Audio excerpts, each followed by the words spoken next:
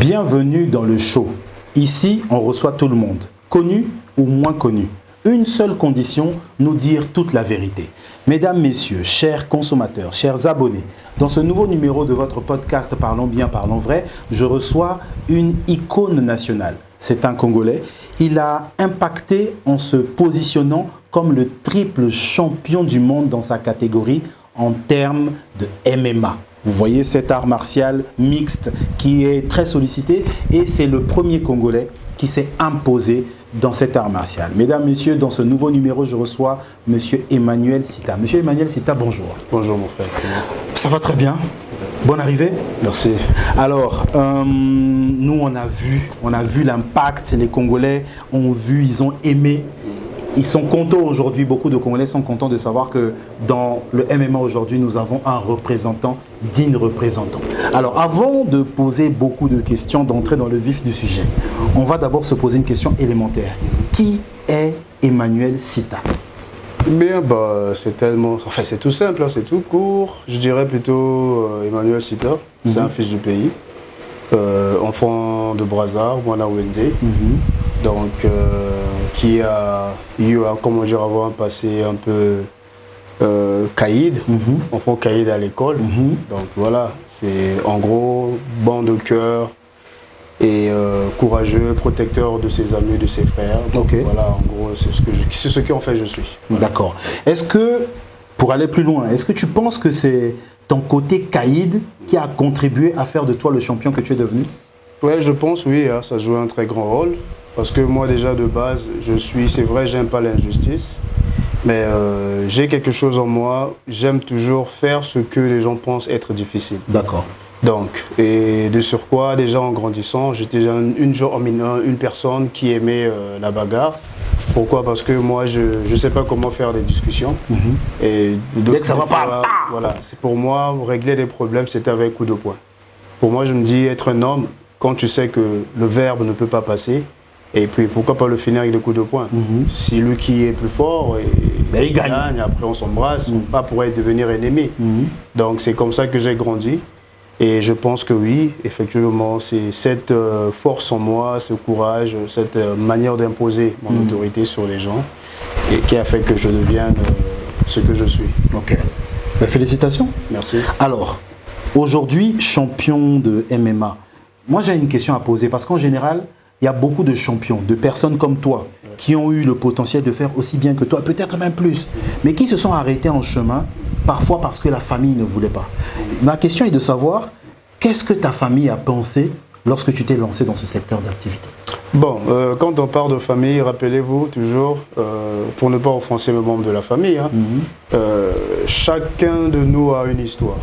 Il y a des gens qui sont famille, c'est vrai, mais moi quand on parle famille, je vois ma mère. Je vois ma femme, je vois peut-être mes gosses, en fait, ma fille. Et voilà, mais celui qui a eu un peu l'impact, c'est plutôt ma maman. Mais ce qui est vrai, ce qui est drôle, je dirais plutôt, c'est que de mon enfance, c'est moi qui prenais toujours les décisions. Je suis ce que je suis parce que je l'ai voulu comme ça. C'est pas parce que maman, papa, mon oncle, qui que ce soit me l'a dit. Non. Pourquoi? Je pense que je suis un visionnaire j'ai été visionnaire depuis que j'étais enfant. Tout ce que je réalise aujourd'hui, je l'ai prédit en fait. D'accord. Ok. Donc peut-être pas de devenir combattant de MMA, mais épouser une étrangère, mes premiers gosses nés à l'étranger. Tout ça j'avais prédit. J'avais dit cela. Donc en gros, pour te répondre, c'est simplement dire que je fais mon destin. Donc personne, que ce soit maman ou papa, ne peut pas me dire. C'est vrai, les gens disent que voilà, c'est difficile, ce boulot que tu as choisi. Des tantes, ils ont essayé de me dire, non, une tante, moi de vrai. Mais ma mère, personnellement, elle, c'est toujours, si ça te plaît, je t'encourage. D'accord. Et je prie pour toi, et voilà. Donc c'est un peu ça. D'accord. Mais aujourd'hui, après ce beau parcours, parce qu'on est en train d'arriver progressivement, bien entendu, avant aujourd'hui de te positionner comme un champion de MMA que tu es aujourd'hui, et bravo. tu es forcément passé par d'autres secteurs d'activité. Dans le sport, oui. Dans le sport, oui. Est-ce que tu n'as pas essayé peut-être, je dis n'importe quoi, des études en comptabilité, etc. Ouais. À l'université, qu'est-ce que tu as fait? Oui. Bon, ben moi j'ai pas fait université. Moi j'ai fait des collèges privés. C'est équivaut de l'université. Parce que quand je vais en Afrique du Sud en 2009, c'était pour aller poursuivre mes études. Parce que moi j'ai pas un bac congolais. C'était ailleurs que j'ai fini. J'ai étudié d'abord quand j'arrive. J'ai fait IT, autrement dit informatique, en maintenance. Donc j'ai fait une année, première de langue, j'ai fait d'abord la langue qui est l'anglais. Et après, la deuxième année, je me suis lancé en 2011, j'ai commencé la formation en informatique, qui devait me faire une année aussi. Et j'ai aussi fait Cisco. Cisco, c'est une programmation, vous connaissez tout à fait. Programme Cisco en c'est certification réseau. Donc du coup, à Creford. Ben après, c'est en 2000, je pense c'était en 2013, je me lance dans la comptabilité. C'était bizarre parce que je n'ai jamais aimé les calculs dans l'enfance. Et bon, moi je me lance dans la comptabilité parce que depuis que je suis enfant, j'ai toujours pensé dans les affaires. Moi j'ai toujours dit je ne travaillerai jamais pour quelqu'un, ni pour le gouvernement. Donc c'est ce dont je dis, c'est peut-être ma notoriété d'enfance qui décrit mon futur, parce que ce que je dis, ce que je fais. Voilà. Donc en gros, c'est comme ça que je me suis lancé dans la comptabilité, parce que je voulais avoir une entreprise que j'avais aussi créée en 2015. C'est ça, j'ai étudié pendant 3 ans, 4 ans, oui, en comptable CIB. Voilà, donc je suis senior comptable. Et voilà, je rentre en 2015, je lance ma boîte, ET Business Opportunité, c'était à la gare. Voilà, donc j'ai fonctionné au Congo pendant 5 ans. Après, je repars. C'est là où la passion du MMA arrive. A démarré. C'est là. Ben, c'est très bien. Alors, avant d'arriver dans le MMA, est-ce que tu es arrivé directement dans le MMA ou est-ce que tu as commencé d'abord par d'autres choses, je ne sais pas, d'autres sports, etc. Comment? Oui, moi je suis de base, je suis judoka. Je suis ceinture noire en judo. Nombreux de gens me posent souvent la question, ils pensent que le MMA c'est juste un sport comme ça. Non, le MMA c'est pas pour rien, on dit ça mix martial art. Faut être capable d'utiliser différentes sortes de combats, de styles de combat bien sûr. Voilà, moi de base je pars avec le judo. Dans l'enfance, quand j'avais je pense 12 ans, 10 ans, j'ai essayé le karaté par un de mes frères, un ami, qui m'avait emmené à la commune. Lui il était karatéka de base. Quelle commune de Wenze? De Wenze, ouais. Ben, j'avais pas aimé, j'ai essayé. Bon bref, c'est le judo que je m'étais vraiment donné à fond. Et c'est quand je vais à l'étranger, c'est où je me lance aussi à fond, parce que je aussi fait de l'aïkido. Paix à son âme, le maître Adama, sous Orin Zombo. C'était à Lumumba en ce temps. Donc du coup, voilà, je vais à l'étranger, je commence à compétir, je cherche un club de judo, Mushido. Judo club, pardon. Je dis Mushido, c'était l'aïkido. Judo club. J'ai travaillé avec eux pendant 2011, en fait toutes mes années en Afrique du Sud. D'accord. Voilà, jusqu'à ce que je rentre en 2015 au Congo. En bref, j'ai compéti dans plusieurs championnats novices en Afrique du Sud. J'étais 8 fois médaillé au d'or et championnat national. En tout cas, j'ai fait beaucoup. Je pense que c'est dans là que j'ai eu mon notoriété. Donc tu as été 8 fois médaillé en judo. En judo, oui. Ok, bravo. Toute la communauté de Kinshasa, de Kin, connaissent qui je suis. C'est dans en Afrique du Sud là-bas. Bien sûr, bien sûr. C'est à cause de ça, ils ont un certain respect parce qu'on se connaît dans le monde du sport. Parce que tu ne peux pas dire que tu es un combattant. Si tu as fait un nom, en tout cas, Kinshasa doit te connaître. Parce qu'il y a une forte force qui est là-bas, de tous les sportifs quinois. On est une famille là-bas en fait. Voilà. Mais moi, j'ai commencé le judo là-bas avec paix à son âme. Ils sont nombreux. Hein. Il y a eu un frère qui était aussi mort. Bon, bref, donc c'est un peu ça. D'accord. Alors, tu débutes le MMA. Comment se passe le début de ton parcours de MMA? Est-ce que tu as vite appris? Tu es vite entré dans les circuits?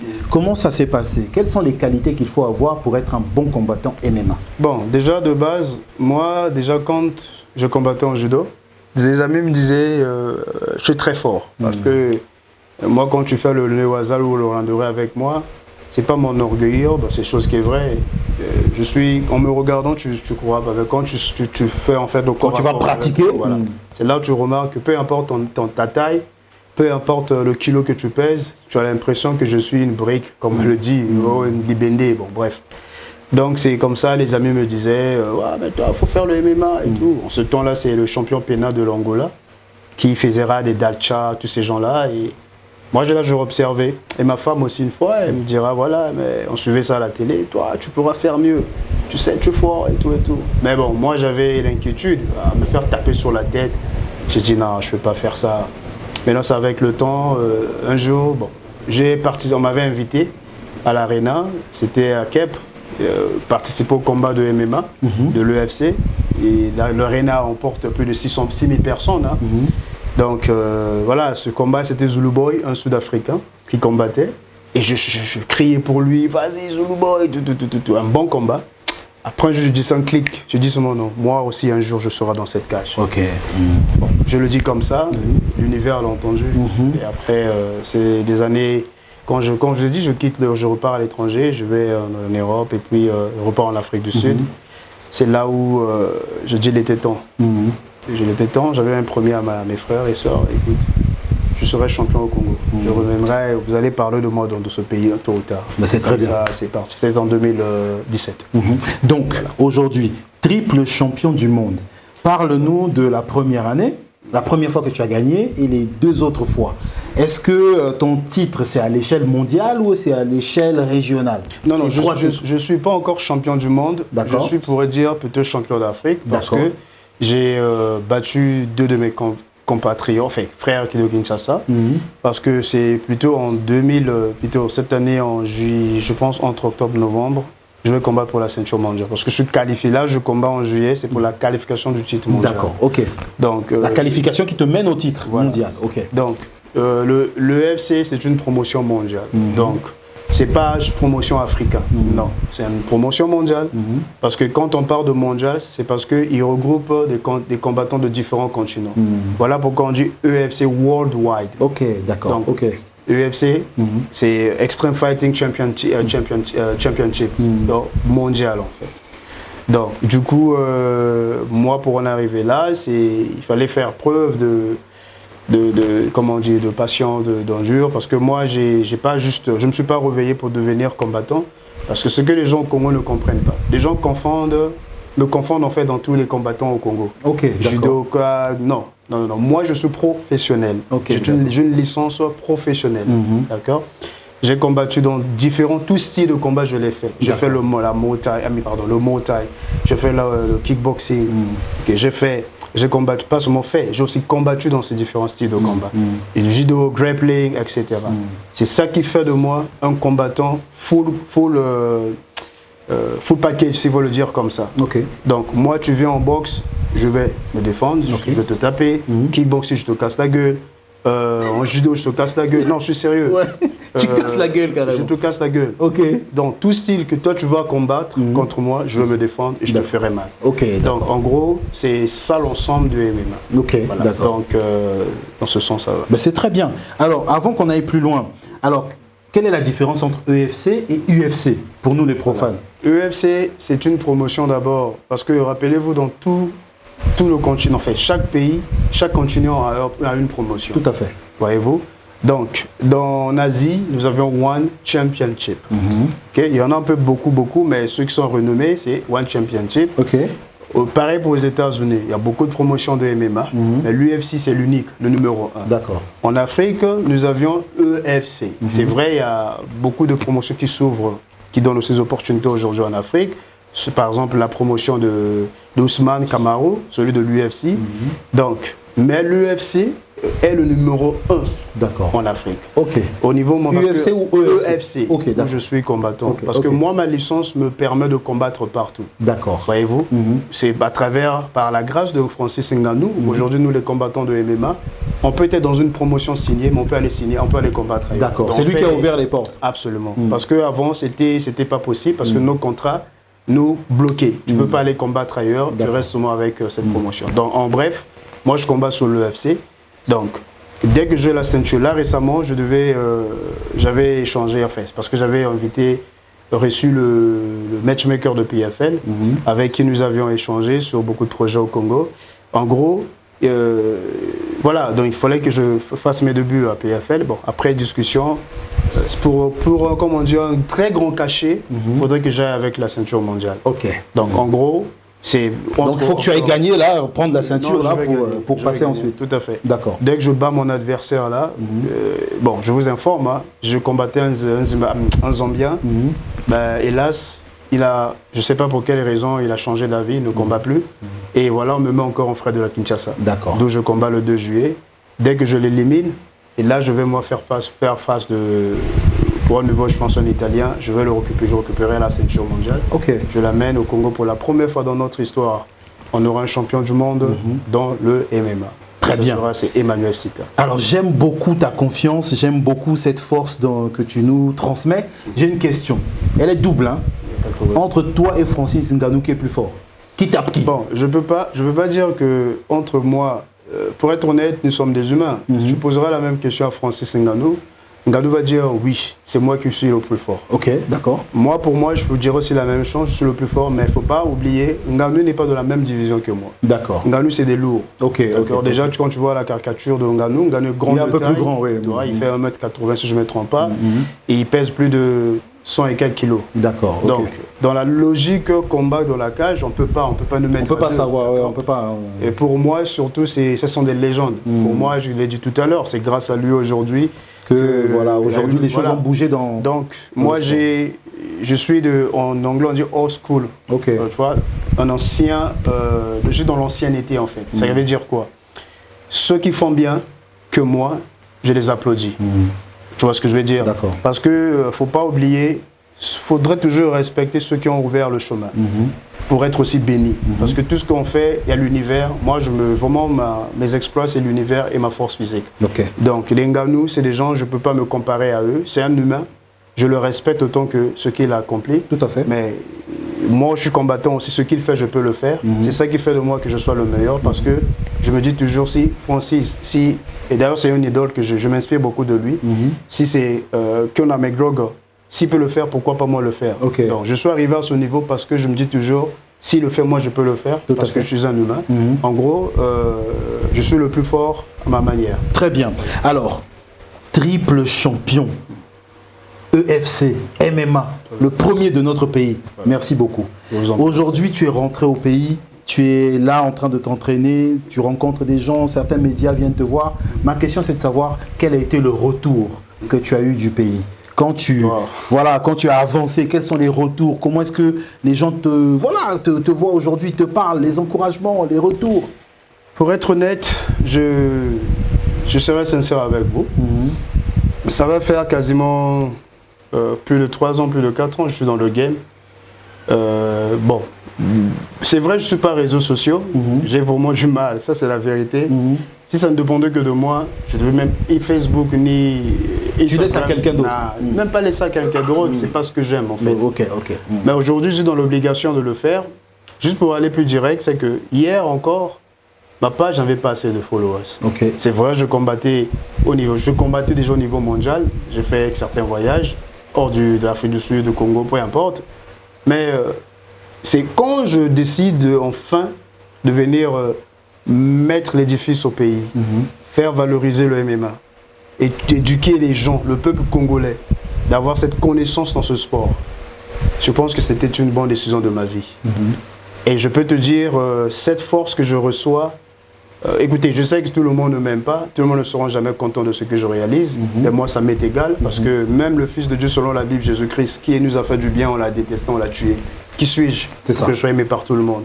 Et moi, ça au contraire, la négativité me donne toujours plus de force d'aller de l'avant. Je sais comment quadrupler, c'est-à-dire utiliser cette énergie de pousser ma carrière, de pousser la personne que je suis. Je peux te rassurer, oh là là, je ne sais comment dire merci aux fans peuple congolais. Partout où je passe dans tout le Congo, c'est vrai, moi, ça ne me rentre pas dans la tête. Je te dis, partout je suis connu. Et d'où je remercie également JRTV pour le travail qu'ils ont fait, parce qu'on a eu un accord avec eux. Il y a le ministère du Sport aussi qui m'a accompagné, dans le sens où, surtout le drapeau que le ministre m'avait donné. Pour certains, ils disent toujours, je ne suis pas du genre qui disons, Mabanga. Non, je ne fais pas ce genre de choses. Moi, je suis direct. Si tu fais quelque chose qui est bien, j'adore. Le ministre m'a accompagné, m'a donné une salle, m'a donné le drapeau qui est symbolique. Parce que c'est avec ces drapeaux, mon frère, que je peux te dire, je me suis senti connecté à nos racines. Ok. Voyez-vous. Donc, en gros, non, le peuple congolais a beaucoup fait. Jusqu'aujourd'hui, je te dis, quand je lis sur ma page, je ne peux que leur faire plaisir. D'accord. Voilà, donc c'est un peu ça. D'accord, très bien. Alors, champion Emmanuel Sita. Ouais. Tu es aujourd'hui un champion et tu vas poursuivre jusqu'à nous ramener le titre mondial. J'ai la confiance absolue. Merci beaucoup. Maintenant, ma question est de savoir, pour un jeune qui veut se lancer aujourd'hui dans le MMA, quelles sont les qualités qu'il doit avoir pour espérer devenir champion comme toi? Ah putain. Même 3 qualités seulement. C'est dur, hein. C'est dur.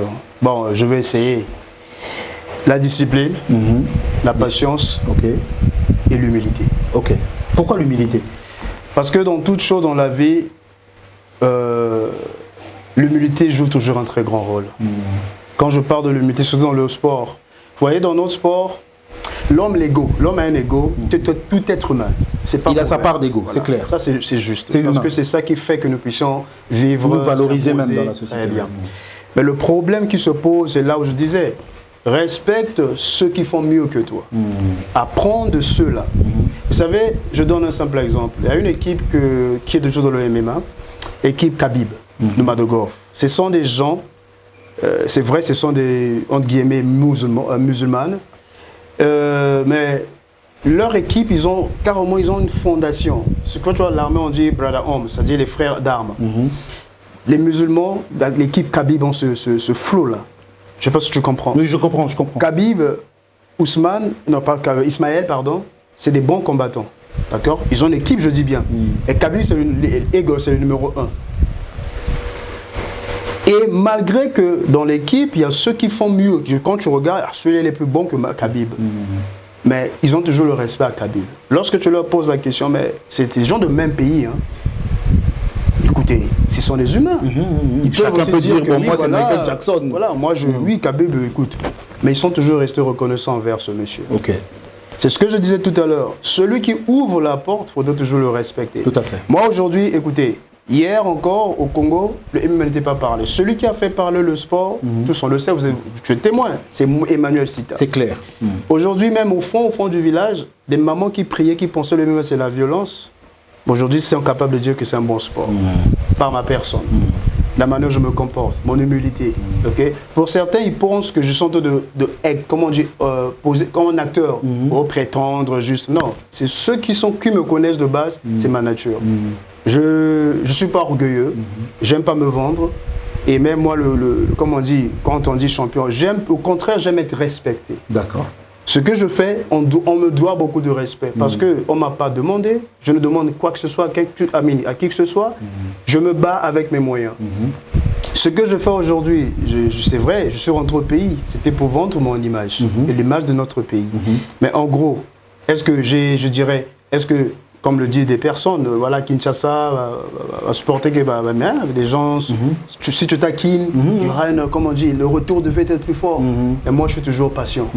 Je sais, déjà, hier encore, je n'avais pas la salle, je n'étais pas considéré par le ministère. Aujourd'hui, au moins, il y a un acte, il y a des actes qui sont là. C'est vrai, on ne m'a pas donné des millions, parce que je ne demande pas d'ailleurs, mais je sais qu'avec le temps, je sais que mes efforts paieront. Je vous informe, j'ai reçu le trophée d'excellence de l'Union Nguesson en décembre 25, en fin d'année. Je ne m'y attendais pas. Un jour, on m'appelle, tu as été sélectionné numéro 1, trophée d'excellence. Écoutez, c'est par rapport à ce que je fais. Tout à fait. Donc, tout travail paye toujours. Donc, bref, pour la jeunesse, pour ceux qui veulent embrasser ce sport, l'humilité, la patience, et avec quoi d'autre j'avais dit? La discipline, l'humilité. Non, la discipline. Très bien. Exactement. Ben, c'est très bien. Bon, moi j'ai envie de poser une question parce que y a une chose, hein, quelqu'un avant de se lancer dans un sport, les parents ou même certaines personnes qui mettent certaines choses avant, vont poser une question. Togoli a combien Nakati? Traduction. Toi, tu as gagné tes triples trucs et tout. Tu as gagné combien?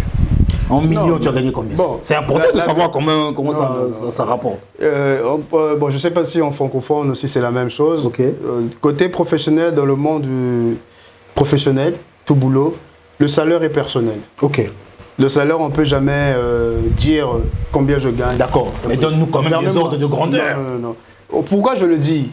Vous savez, aujourd'hui déjà dans notre discipline de MMA, on n'a pas tous les mêmes cachets. Tout à fait. Donc quand on négocie un combat, toi on peut te dire par exemple, entre guillemets, 10 000 $. Toi et moi, on combat ensemble. Et moi, on va me donner 20 000. Ok. Voyez-vous, ça dépend de comment tu vends ton combat, la personne que tu es. Parce que nous sommes des marques en fait. Moi, l'octagone, c'est mon bureau. Je l'utilise à gagner des sous. Tout à fait. Tu as une marque, tu viens avec moi, tu t'accroches avec moi, on s'entend à un prix. Je te vends au niveau mondial. Parce que EFC suivi dans plus de 120 et quelques pays au monde. D'accord. Donc, comme on dit, le vue est plus grandiose. Donc, si tu as une marque, tu t'affilies à moi.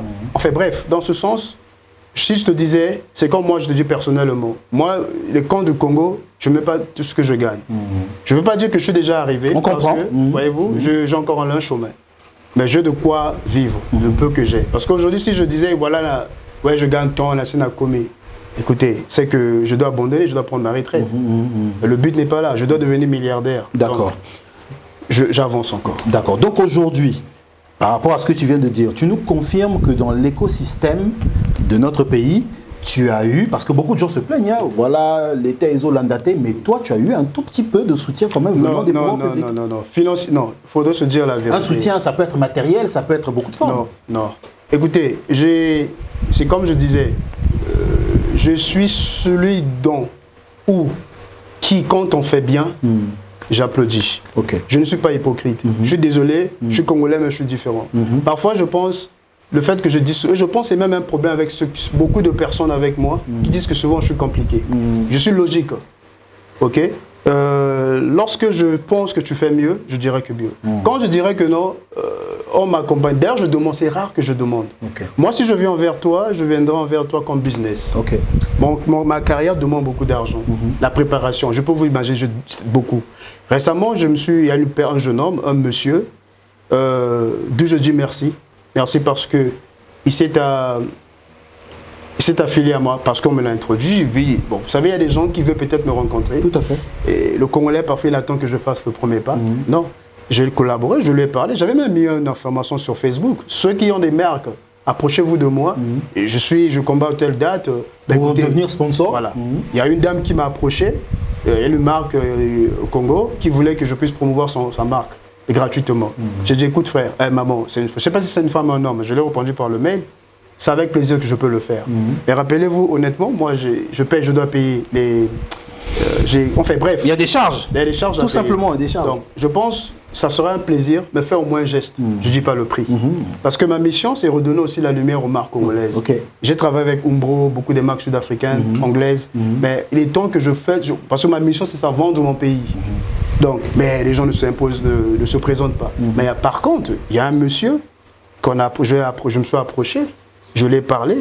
Le frère, je ne parle pas le frère de Junior Roba.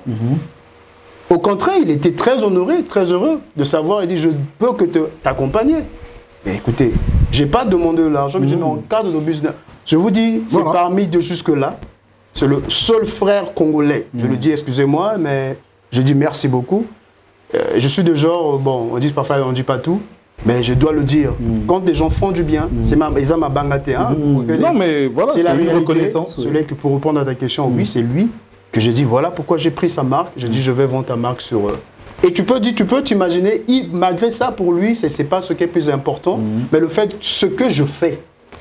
Il dit, je ne peux que t'accompagner en tant que frère. D'accord. Et moi, ça m'avait touché. Très bien. Donc, très bien. En gros, et j'oublie encore, pareil pour DRTV. Jusqu'à aujourd'hui, on travaille en collaboration. C'est une chaîne qui m'accompagne aussi. Voyez-vous? Mais nous, ça t'accompagne. Bon, oui, mais en fait, je réponds d'abord à ta question. Oui, je t'écoute. Donc, ceux qui ont déjà commencé, toi, tu viens un peu d'arriver, mais ceux qui ont commencé bien avant. Bien entendu, ceux qui étaient là, qui ont commencé à soutenir. C'est pour juste dire, dire qu'il y a quelqu'un qui m'appelle, me donne de la... Non. Au contraire, moi, ce que je veux, on veut que les gens me aient la pitié. Non. Je veux que les gens me récompensent par mon travail. Par rapport à ce que tu es, par rapport à tes compétences, ton talent. Si tu as une compagnie, il y a l'opportunité qu'elle a, je vends. Moi, c'est parce que j'aime le respect. J'aime pas, faudrait que je te dise la vérité. Nous, les humains, on est trop compliqués. Je veux pas attendre que demain, tu dises, je l'ai fait ça. Non, j'aime pas avoir des dettes de morale. Parce que, voilà quoi, pour moi, c'est affaire à faire. J'ai une place, une plateforme, écoute, viens, on travaille ensemble. Du moment où tu aimes le Congo, on prend chemin ensemble. Bah, c'est très bien. Alors, aujourd'hui, quel est ton regard par rapport au sport de combat en République du Congo? Quand, frérot, tu sais, moi, je ne vais pas vous mentir, les Congolais sont forts.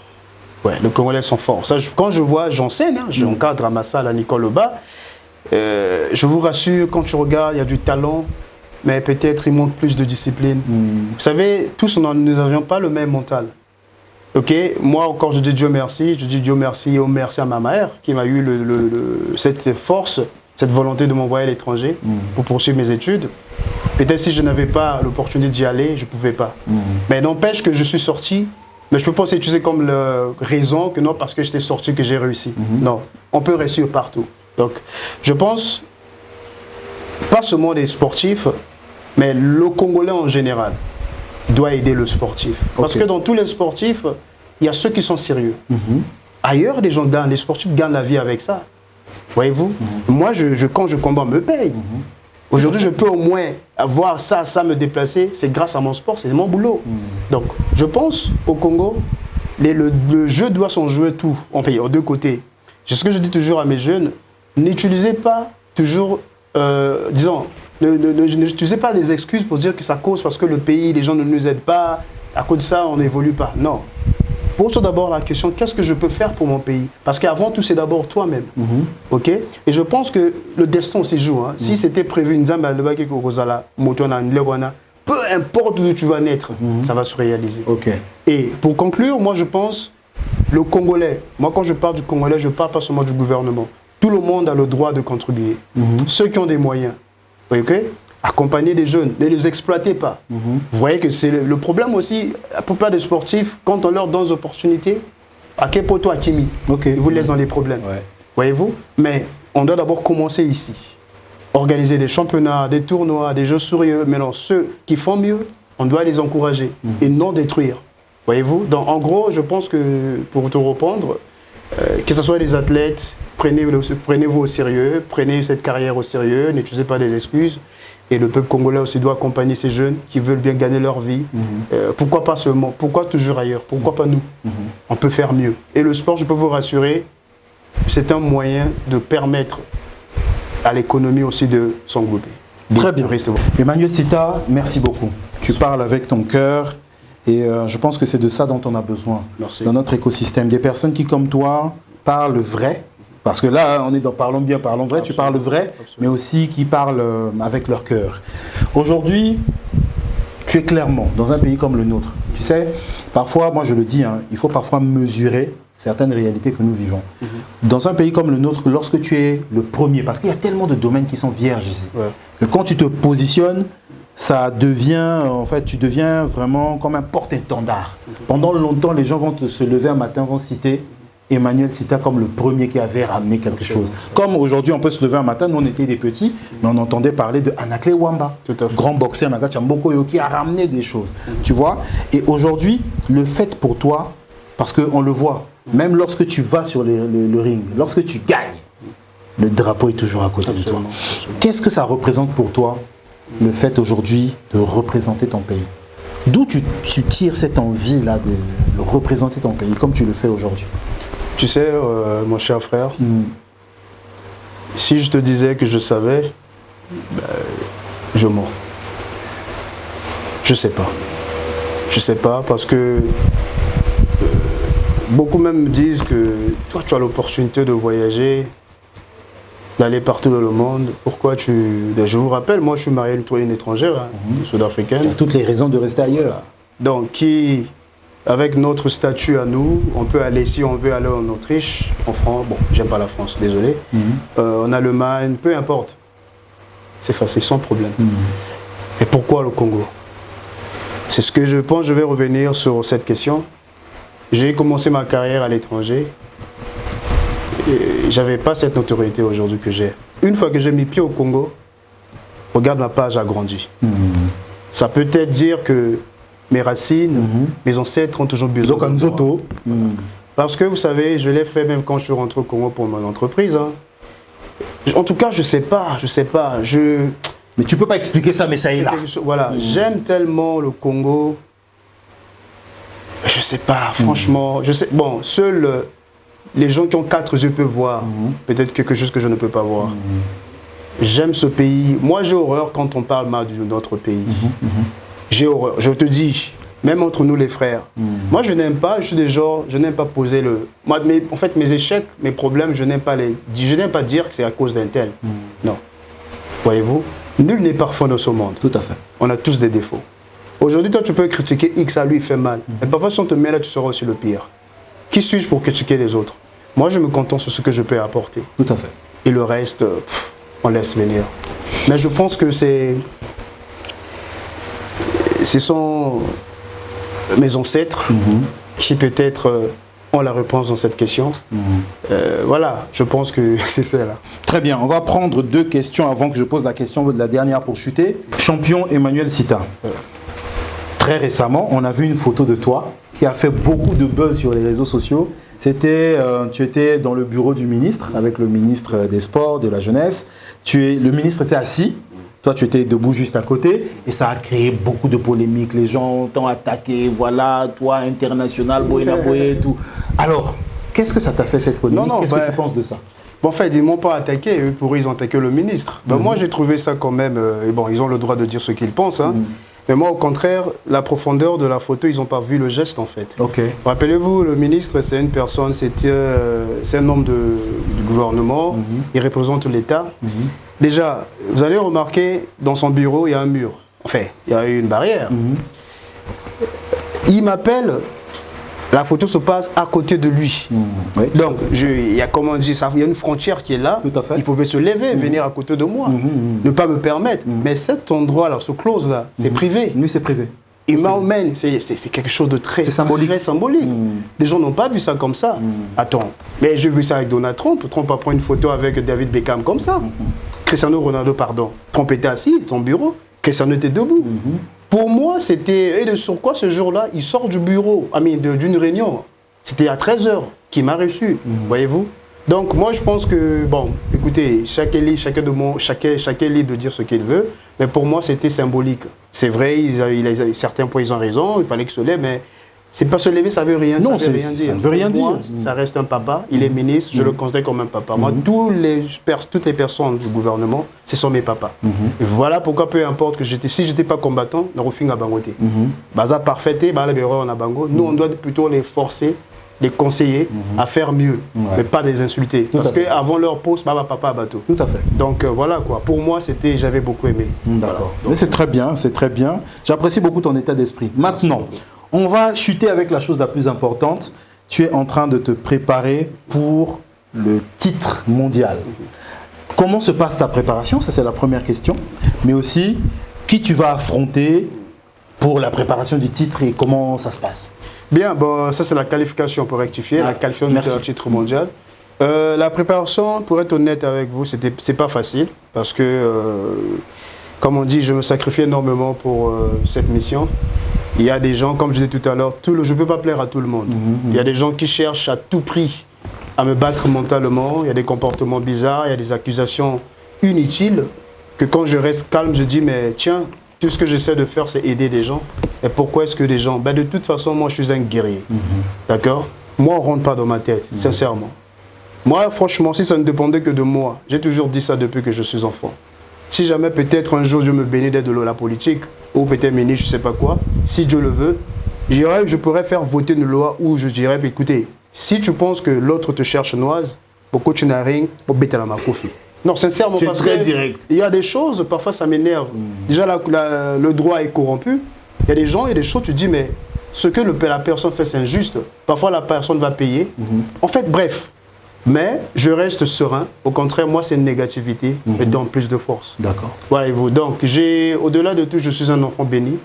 Et je sais mon cœur, je connais mon cœur. Je ne le fais pas par intérêt, pour mon intérêt personnel. Je le fais par amour de cette patrie. Personne ne me l'a demandé. Je le fais parce que quand je vais ailleurs, je sais que demain, la jeunesse, quand ils vont rester calmes, ils verront, c'est Emmanuel Sita, leur frère. Donc, en gros, ma préparation, c'est vrai, il y a des hauts et des bas. Mais ça se passe bien, tu manges bien? Non, le manger. Tu te lèves tous les matins à 8h? Bien sûr. Tu t'entraînes où? Dans ta salle? Dans ton club? Je m'entraîne dans ma salle, à Dikoloba. Mais je voyage d'ici là, dans quelques jours. C'est pour aller approfondir, parce que c'est ailleurs que je me prépare plus mieux. D'accord. Mais je dis déjà merci à ceux qui ont pensé m'accompagner, ceux qui de eux-mêmes ont accepté de collaborer avec moi. Donc jusque-là, je dis merci à tout le monde.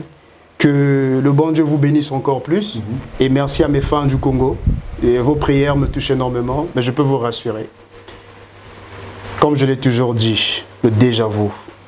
Peu importe, je suis prêt à mourir pour cette patrie. Je serai encore vainqueur le 2 juillet. Et ça, vous pouvez me croire. Donc, le 2 juillet, tu vas taper qui? Je vais taper mon adversaire. Ok, de quelle nationalité? Il est de la RDC. Ok, ça marche. Et lorsque tu le tapes, donc tu es qualifié désormais pour le titre. La ceinture mondiale. Pour la ceinture mondiale. Très bien. Tu vas affronter qui? C'est, je pense, un Italien. Quelque chose comme ça. Mais tu ne le connais pas encore. Je connais, si tu l'affrontes, c'est lui le champion. Je connais son italien, mais j'oublie toujours son nom. Ça, c'est Saint-Chen ou c'est un autre, je pense bien. Un contender, c'est quelque chose comme ça. D'accord, c'est très bien. Bon, nous, on a terminé. On est en train de chuter. J'ai posé quasiment toutes mes questions. Champion, Emmanuel Sita. Merci beaucoup déjà d'avoir répondu à notre invitation. Merci. Je t'ai posé le maximum de questions. Est-ce que tu as une dernière chose à dire pour inspirer quelqu'un, pour motiver quelqu'un, pour donner ton avis? On ne sait jamais. La motivation, c'est à tout le monde, hein, au peuple congolais, à mes fans. Restons unis. Voilà. Comme on dit, seul on ne peut pas, ensemble on peut. Lorsque l'autre essaie de faire mieux, d'autres, pour ne pas dire moi seulement, d'autres font mieux pour l'image de ce pays. Mettons les édifices, poussons-le. Ne cherchons pas encore à le détruire. Parce que quand on le fait, à l'instant, tu ne deviens pas son ennemi, tu deviens l'ennemi de ce pays. Donc voilà, ça je pense que... Et pour ceux qui suivent aussi les gens qui font mieux pour le pays, dès que un Congolais veut détruire celui qui fait mieux, vous levez-vous. C'est-à-dire empêcher ces personnes de nuire à celui ou celle qui essaie de faire mieux pour notre pays. Donc je pense que l'union fait la force. Voilà quoi, donc c'est tout ce que je peux dire à mes frères et puis voilà quoi. Très Victoire bien. le 2 juillet, confirmé. Victoire le 2 juillet, titre mondial. Merci beaucoup. Merci. On sait que tu vas gagner. Merci. Tu pars avec toutes nos bénédictions. Champion Emmanuel Sita, et on sait que tu vas nous ramener notre titre mondial, celui qui revient à notre pays, afin que désormais le savoir-faire congolais soit connu. Amen. Alors, chers abonnés, chers consommateurs, merci beaucoup d'avoir regardé ce nouveau numéro de votre podcast Parlons bien, parlons vrai. J'ai eu la chance, l'honneur et la joie de recevoir, un champion très bientôt mondial, mais désormais un champion incontesté. Le premier du genre dans le MMA dans la République du Congo, Emmanuel Sita. Soutenez-le, il l'a dit. Il y a une bataille le 2 juillet. Il doit gagner ça. Tout le monde doit être devant son écran. Ce sera diffusé sur quel Sur DRTV. Sur DRTV. DRTV va diffuser ça. Vous allez regarder pour soutenir en esprit, en volonté, notre champion. À très bientôt pour un prochain numéro de Parlons bien, parlons vrai.